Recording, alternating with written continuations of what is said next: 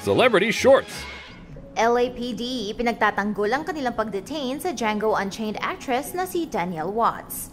Ayon sa Los Angeles Police Department, sinundan ng kanilang mga officers ang proper protocol nang hinandcuff nila ang aktres na si Danielle Watts.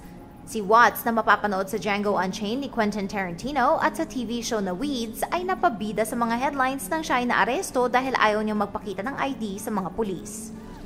Ayon sa LAPD, rumispondi sila sa isang tawag sa 911 na nag-report ng isang lewd act na nangyayari sa kalsada sa harap ng building na ito sa tabi ng CBS Studios. Ayon sa pulis, nagreklamo ang caller na may dalawang tao, isang African-American na babaeng nakasuot ng makulay na shorts at isang Caucasian na lalaki na nagsisex sa loob ng kulay silver na kotse na nakabukas ang pinto na nakapark sa opisina ng Art Directors Guild. Kumalat ang engkwentro ni Watts at ang kanyang boyfriend kasama ang pulis nang nag-post sila sa social media at sinabing ang insidente ay racially motivated.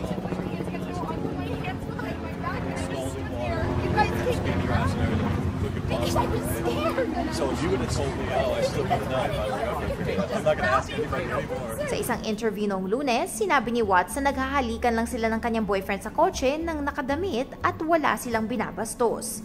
Inileak ng mga saksi ang mga litratong ito sa TMZ. Nang sinita sila ng mga pulis, ipinakita ng lalaki ang kanyang ID pero tumanggi si Watts, kaya siya na-handcuff at na-detain.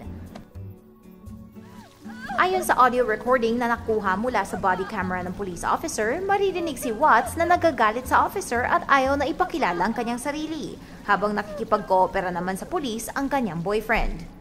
But because I didn't give you my ID, you felt that was enough for me? It is enough, ma'am. It is enough. That's fine. You know what? This is not a problem for me. Okay. Because I'm going to get all of your names. It's obviously a problem for you. No, what is a problem for me is that you think you're better than me.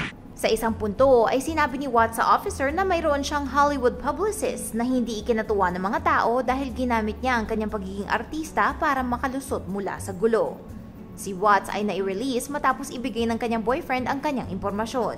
Walang kasong naisampa laban sa kanila pero iniimbestigahan ng LAPD ang buong insidente.